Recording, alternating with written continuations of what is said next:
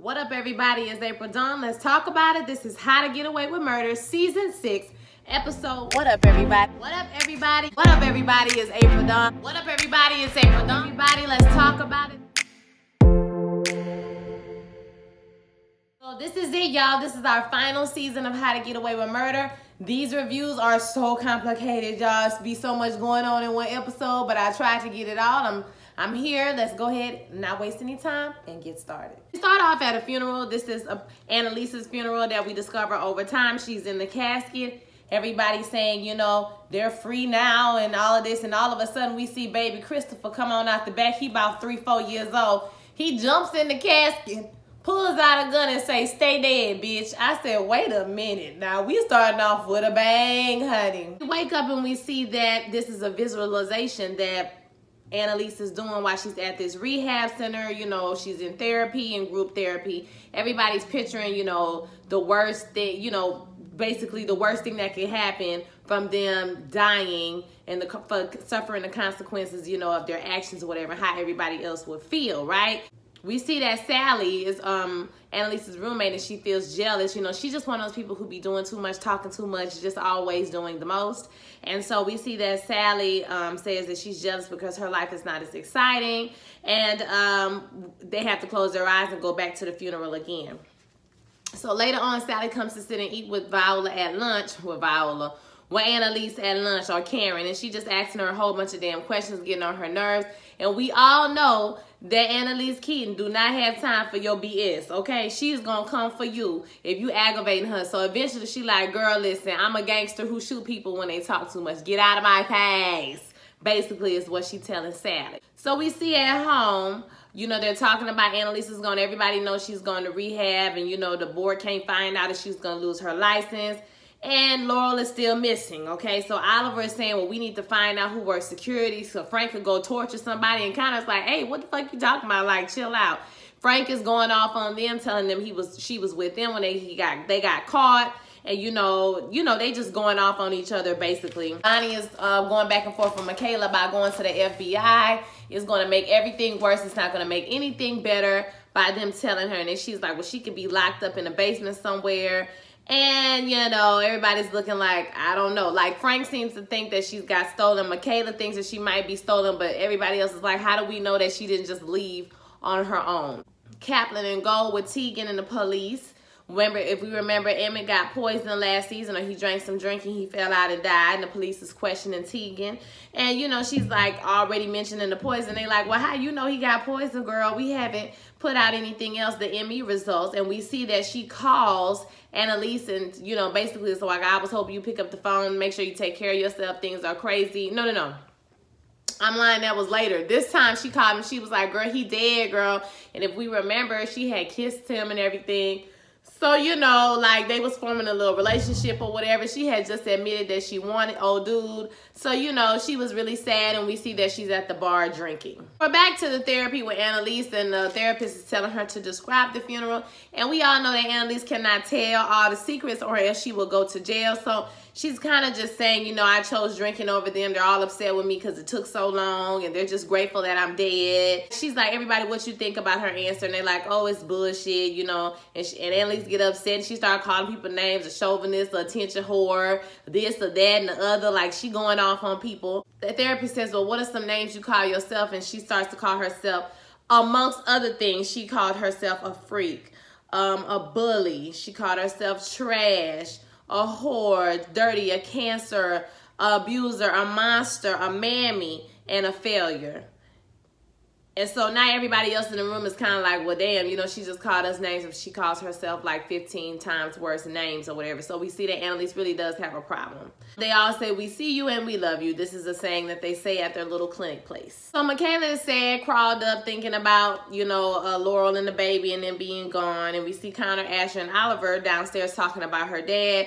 Remember, they saying that Annalise defended her dad. His name is like Dwight something or other. And should they tell her? And they're like, nah, we shouldn't tell her. Let's just leave it as it is. You know, Asher want to tell her. So Frank says they need to ping Laurel. And Oliver is like, listen, her dad works for a security company. They're not going to let us just ping her. And he's like, well, do it anyway.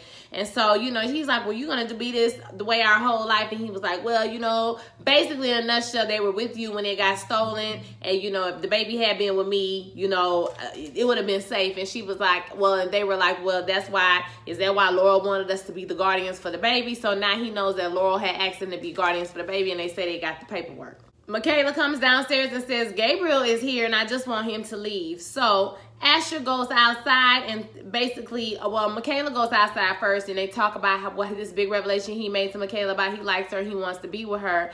And she's kind of like, well, you know, I don't know, you know what I'm saying? I like you, but yeah. And Asher comes out and busts it up and says that Laurel wants to talk to her. And then he tells Gabriel basically like, are you still talking to the FBI? And Gabriel is like, no. He's like, well, what are your intentions? He was like, I like her. Like, I want to be with her. And he's like, okay, well, I'd rather you be my bro than my foe. I said, child, I cannot. This Asher is corny, child.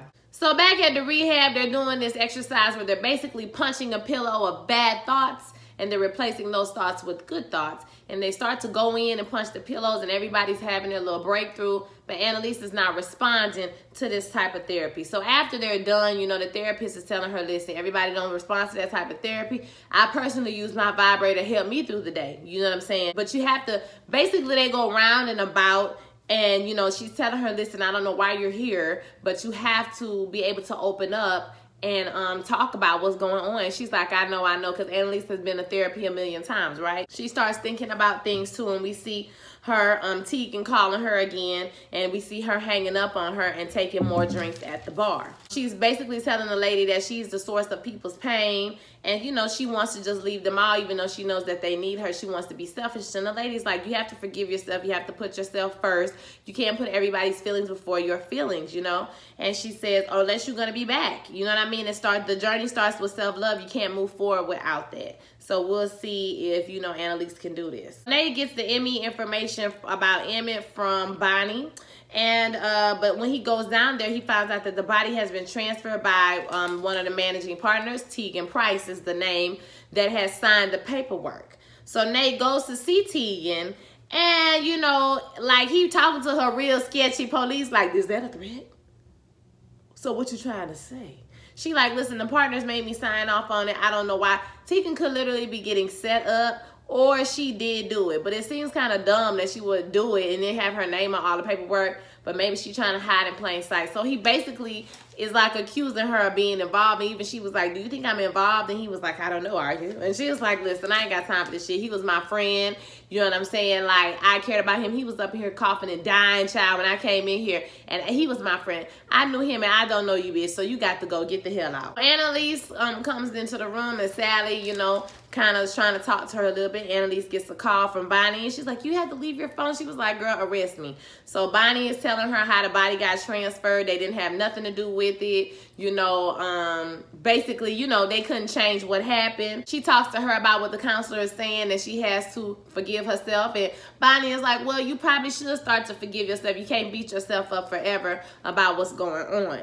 And so then we see her, the Tegan call again. She goes back to drinking and drinking and drinking and drinking. And baby, when I tell you she went off on the binge, baby, after she started drinking, honey, she getting up, she falling all over the place. She at the jukebox playing music. Some man come up to behind her, child. The next thing I know, they in the bathroom snorting the cocaine, child. I said, wait a minute. Or crushing up pills. They was doing all type of shit. I said, wait a minute. Then there's somebody saying somebody in the bathroom fucked up, basically. And we see her at the hospital, and Bonnie comes and she tell her they had MDMA in her system, cocaine, fentanyl, and alcohol. Okay, I said, God dog, girl, you was doing it. She was out here living her best life. And she tells Bonnie that she needs some help, and Bonnie like, bitch, duh, okay. Then there's a scene where Oliver and Connor, and Oliver say he tired of being scared, and, you know, he's gonna protect Connor all over this room. It was a cute little, you know, scene between the two. We can see that Oliver is coming up out his bitch assness, basically. And, you know, he tired of being scared and running behind, you know, and all of that shit. Ashley and Michaela talk, and, you know, they're talking about her continuing to look for her father,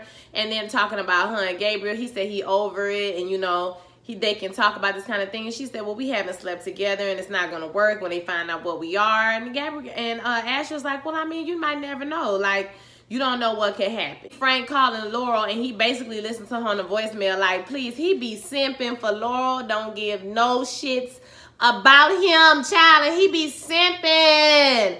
Oh, he's so less sexy and attractive when he is running behind Laurel raggedy tail. Oh, child, I can't take it. Bonnie is standing in the background looking like I'm in love with the man, but he don't love me back. Okay, I just made that up. But like, yeah, that's how she's standing up there looking sad as hell because this fool is forever in love with somebody that don't give no damns about him. And he says that Laurel would not have just left because of some damn toy for the baby. You think Laurel cared one bit about a damn toy? No. Okay? No. Then we see Sally and Annalise again. And Sally is being nosy as hell. She getting all in her business, asking her a whole bunch of damn questions. And you know, Annalise started to read her down about her family and her kids and how they her only source of joy. And the lady's like, you know what you're talking about? Like, shut up, shut up, shut up. And then she gets to the point where she like, bitch, you don't know what you're talking about. I hate my kids. Girl, I hate them. I don't want to be a mama. I feel guilty about hating my kids. And every time I come here, you know, I think I'm going to get better. But every time I go home, the bitches is still there. When I tell y'all, that took me out. What she said, when I go home, there they go. Right the fuck down. Bitch, I'm tired. I don't want to see them motherfuckers.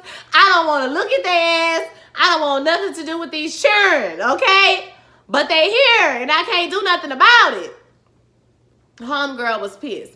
So much so that Annalise loosened up a little bit and she let it out. You know, well, people, my name is Annalise Key. People think I killed my husband, but I didn't. But I did have to cover it up. I said, oh, bitch, I feel like this gonna come back and bite you in your ass later because Sally ass talk too damn much, okay? So, I don't know, but, you know, I was glad she got a chance to at least release it. Hopefully, this lady ain't gonna tell on her, right? The next day, Annalise wakes up and she hear police sirens and shit. She like, what the fuck? What's going on? No, this bitch ain't told. That's why you can't tell these hoes nothing. She walk outside and she sees Sally talking to police, but somebody else comes and tells her that Stan hit the cook because, you know, he ran out of bacon. He went a little cuckoo. You know, he hit the cook, knock him upside the head. She take a sigh of relief and she tries to play it off at the table with Sally, but Sally knows she was telling the truth. Sally just said, girl, I see you and I love you, girl. I'm not going to tell, girl. Not today anyway. Maybe later, bitch. But not today. I feel like Sally gonna drown one of them damn babies in the pool or kill one of the babies in the bathtub. She gonna be calling Annalise ass for defense later on this season. Okay? Pro bono, bitch, because I know your teeth. So after this, Annalise finds the freedom to go into the room and she beats up the pillow herself and tells her she is not spoiled. She is not an abuser. She is not a monster. She is not those things. And she beat the hell out this pillow and do fantastic snot cry. I mean, she gave us the Viola Davis deluxe package and I was 100% here for it, okay? So Annalise comes back and Nate ass was smiling. I said, look at y'all. Y'all better be together. So Nate is just smiling and cheesing, skinning and grinning, honey. He's happy that his boo is back in town. He was like, damn, it's only be a week. She said, well, you know, I can't let the people know I'm going. I'm going to lose my license. But, you know, what about the body? And he was like, they ruled it a heart attack. No foul play. And she's like, this is why I'm back. It's a good thing I'm back in town. Y'all need me. So she texts everybody. You know, because this is after Michaela. Text to Michaela. Okay, so Michaela and Gabriel, I forgot about this part. She go to his house. She tell him that she really care about him and she want to be with him. And, you know, she going to cut off his penis. And she better not leave him because she been left so many times and all of that. I thought the little cut off the penis thing was a lot extra. But, you know, I guess that's just how Michaela is. Side note, let's talk about Michaela edges, okay? Like, I really want them to stop putting them wigs on that girl. Or like, they didn't do something. They need to put something right there on this side because it's a part and then it's just like ball. And then it's like a whole bunch of hair. And I'm just like, that's not cute. Did anybody else see that? Nobody ain't talk about that because we respect her. She's a great actress. But I need, for the little edges she have, for her to just protect them. Sis, protect your edges at all costs. So they hopped in the bed and, you know, and got busy finally. So after all of this happened with Annalise, she texts everybody and tell them to come. So, you know, Michaela make up her little excuse and she gets up to go get ready to go home. And then we see that Gabriel gets a text from his mama or gets a call from his mama. He answered the phone and then he talking to her. She like, oh, UVA student, you know, must be up all night because you remember he lied to his mama and now he going to this other school. So now She's sitting outside in the damn car looking at him through the window. I'm like, oh shit, here we go with this old extraneous ass plot lines, okay? So, I don't know, you know, how that's gonna go. And he said something about who gonna get our reparations for us. Reparations for what is what I need to know. So everybody comes over to Annalise's house, and Annalise's like, look, we're going to let go of the fear, the shame. We're going to beat all these things out of us. It's just like, girl, you didn't even want to do this shit like 24 hours ago, but bitch, now you a psychological expert? Okay, but whatever. So she tells them to beat the fuck out of this pillow. First of all, this pillow is Pronto A1 top of the line furniture, because they beat the hell out that damn pillow, and the pillow ain't bust one time with a poker, okay? And the pillow did not bust. So each one of them go through and they beat up the pillow. They have to say goodbye, give Laurel a funeral, and everybody's like, no, no, no, we're not giving her a funeral. You know, I'm going to the police. I'm tired of this shit. And Annalise is like, listen, Frank and Bonnie have already went to the police. And as we speak, the police is going through the house. And then we see Asher beating up the pillow. He is not a sheep. He is not a jerk. He's not a douchebag and all of this shit. And then we say Nate goes to Tegan. No, we see Nate sitting at his computer and he's looking at pictures of Tegan and Jorge in Mexico. So now he's drawing a conclusion that maybe she was closer to the Castillos than she led everybody on to be. We also see Tegan going into the office of Emmett, who she just said was her friend earlier and had this tearful speech about. But then she takes his glasses and looks at them and says, boy, bye, and throws them in the trash. Okay, and has a very good look of satisfaction on her face, like she is the one who may have killed this man. I'm not sure. Connor, you know, beating up the pillow, saying everything is not his fault. And then we see the mama of Gabriel putting up a little box with Samuel Keaton case files in the closet, and she's also sitting down, I mean, you know, getting ready for her stay in town. And she gets a text from somebody, we got a mole on the squad, okay, saying that Annalise is back. So why you need to know if Annalise back? You know what I'm saying? Like, that lady took your husband 1,000 years ago, ma'am. I hope it's not about your husband that got took a long time ago. Like, I don't even know, like, what is this situation with him. See Oliver beating up the pillow, saying he ain't no punk bitch like he was when that man beat up the shit out of Connor, okay? Like, that's why he hollering about protecting Connor so much, because he let that man beat up Connor. He just stood there and hollered and cried. And then we see Michaela. First, she don't want to do it, but then Annalise starts talking her into it, and she starts saying she did everything by herself, and, you know, Laurel is dead to them. I don't know if them saying Laurel is dead, because we're not still sure if Laurel did this on purpose or not. You know what I'm saying? And then after she finished, Asher is like, well, you know, we could all feel better if you would tell her the 100% truth. Even Annalise was like, what you talking about, what? And he was like, well, you know her father. And Michaela was like, if that's true, then I'm going to kill you. And that's how the show went on. We know that Michaela is not going to kill Annalise. After that, we see another visualization of a funeral. And this time it's like, you know, the dearly departed. It looks like a nicer funeral. I don't think it's a flash forward. I think it's a redirect. It's a misdirection, I think. That's what I'm trying to say. I think it's a misdirection by the show, and they're going to, it's just going to be like a positive visualization of her funeral, just like she had a negative visualization at the beginning of the season. I don't necessarily think she's going to die, or maybe she will fake her death and leave. That would probably be the best thing for her to do, because I feel like it's wrong for them to kill her, especially when she's never killed anyone. Like, never, okay? She really don't have anything to do with this whole thing whatsoever, but she's just offering her help. And the only reason she keep helping is because she did have that one secret of covering up Sam's murder. So she feels guilty about that. And now, you know, she's always trying to protect these kids, but god dog, y'all, when is she gonna stop? Like this lady said, and worry about herself, because she got a lot of issues. So I want to hear y'all thoughts about this first episode. Tell me what you thought. Don't forget to like, comment, and subscribe. Share this video with all your friends, and I will holler at y'all next week. Peace.